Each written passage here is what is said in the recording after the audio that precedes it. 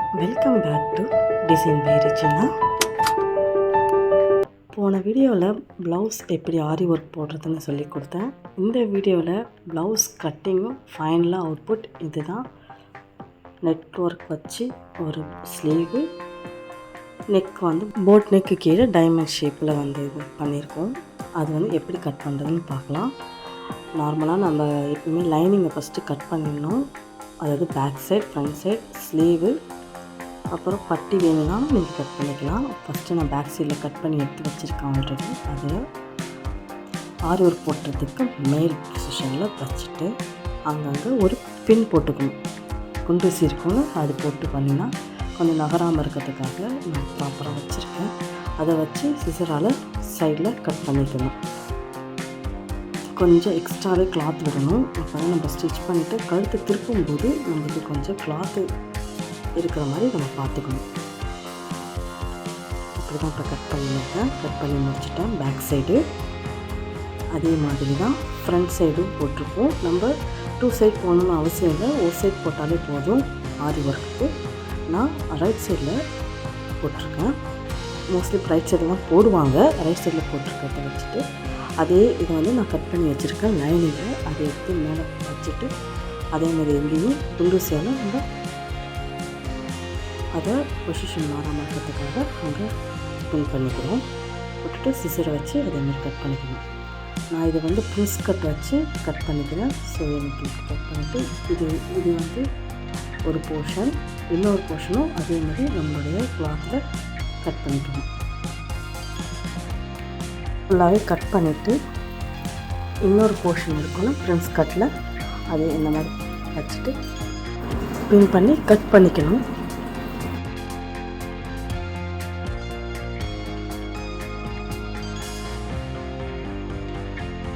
அது முடிஞ்சதுக்கப்புறம் நெக்ஸ்ட்டு நம்ம ஸ்லீவ்க்கு போகலாம்.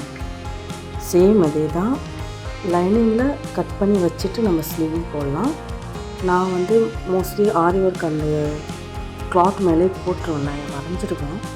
ஸோ லைனிங் அடியில் வந்து கட் பண்ணாமலே நான் வச்சுட்டு தான் போடுவேன். இந்த மாதிரி மேலே வச்சுட்டு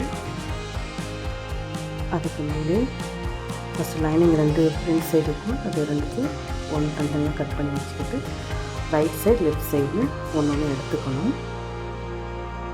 எடுத்து வச்சுக்கிட்டு இந்த மாதிரி ஆல்ரெடி நான் வரைஞ்சிருக்கேன் பார்த்தீங்களா, அதிலே கொஞ்சம் கிளாத் விட்டு நம்ம கட் பண்ணிக்கலாம்.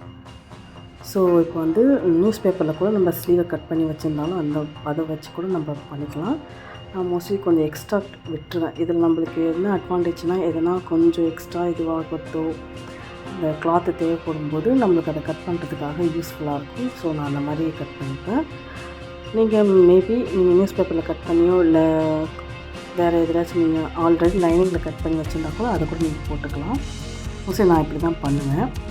சப்போஸ் எதாவது கொஞ்சம் எக்ஸ்ட்ரா இன்ச்சஸ் தேவைப்படும்போது நம்மளுக்கு அது யூஸ்ஃபுல்லாக இருக்கும். ஸோ இந்த மாதிரி கட் பண்ணி எக்ஸ்ட்ரா கட் பண்ணி வச்சுக்கிறது யூஸ்ஃபுல். நான் அப்படி தான் பண்ணிப்பேன். ஒரு right side left side sleeve எல்லாமே முடிச்சாச்சு, கட் பண்ணி வச்சுக்கணும். அப்புறம் பேக்கு, ஃப்ரண்ட் சைடு பட்டி பண்ணி முடித்ததுக்கப்புறம் ஸ்டிச்சிங்லாம் முடிஞ்சிடுச்சு. எல்லாமே முடிச்சதுக்கப்புறம் ஃபைனல் அவுட்புட் இது தான். ப்ளவுஸ் ஃபுல்லாகவே முடிச்சுட்டு நான் உங்களுக்கு இந்த அவுட்புட் காட்டியிருக்கேன். நெக்கில் ஸ்லீவ், போட் நெக்கு கீழே ஒரு டைமண்ட் ஷேப்பில் போட்டு இதுதான் ஃபைனல் அவுட்புட். இந்த வீடியோ உங்களுக்கு பிடிச்சிருக்குன்னு நான் நம்புகிறேன். Please subscribe my YouTube channel. Please share the video to your friends. Thank you so much.